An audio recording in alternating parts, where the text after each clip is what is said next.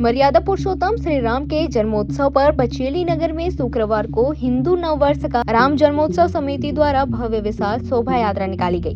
शाम को RES colony Durga मंदिर से निकली यात्रा मुख्य मार्ग हनुमान मंदिर होते हुए गौरव पथ एनएमडीसी प्रवेश द्वार घड़ी चौक घासीदास चौक हाईटेक कॉलोनी श्रमवीर चौक से राजीव गांधी चौक सुभाष नगर होते हुए पूरे नगर में भ्रमण कराया। इस अवसर पर बाल कलाकार रूप धारण कर श्री राम सीता लक्ष्मण हनुमान का वेश धारण किया हुआ था, जिनके साक्षात दर्शन कर बचेली नगरवासी अपने आप को धन्य पा रहे थे, जो आकर्षण का केंद्र बना रहा।